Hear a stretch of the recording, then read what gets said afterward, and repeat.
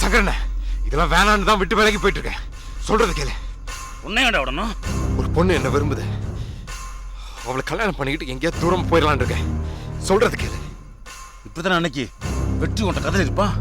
அதை மட்டும் உன் காதல விடல. இப்ப நீ சொல்றது மட்டும் என் கதல விடணுமா? என் ஆளு ஒருத்தர் சூழ்ச்சிருக்க. அது கணத்துக்கு வேணா வெற்றியை கொண்டதுக்கு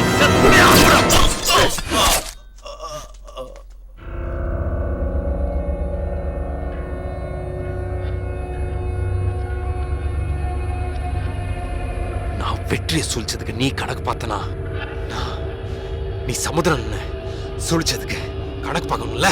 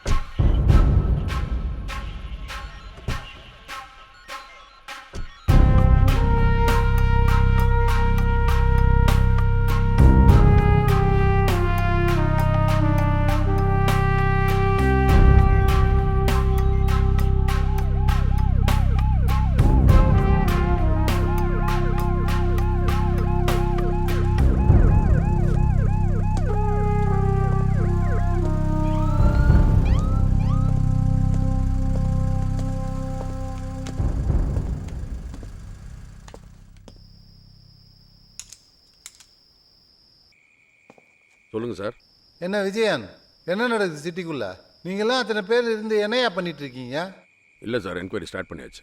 உங்கள் விசாரணையை பற்றி எனக்கு தெரியாதா? எஃப்ஐஆர் ஃபைல் பண்ணுற டேட்டு முடிஞ்சும் என்கொயரி பண்ணிகிட்டே இருப்பீங்க. அதுக்குள்ளே தப்பு பண்ணவன் ஆதாரத்தெல்லாம் அழிச்சிட்டு போயிட்டே இருப்பான். இப்படி வருஷத்துக்கு 2 மர்டர் விழுந்தா பொதுமக்கள்லாம் பயந்துட மாட்டாங்க? என்ன பண்ணீங்களோ எனக்கு தெரியாது. 24 மணி நேரத்துக்குள்ளே மர்டர் பண்ணணும் அரெஸ்ட் பண்ணி மக்களுக்கு பயம் இல்லாமல் வாழ்கிற நம்பிக்கையை கொடுங்க.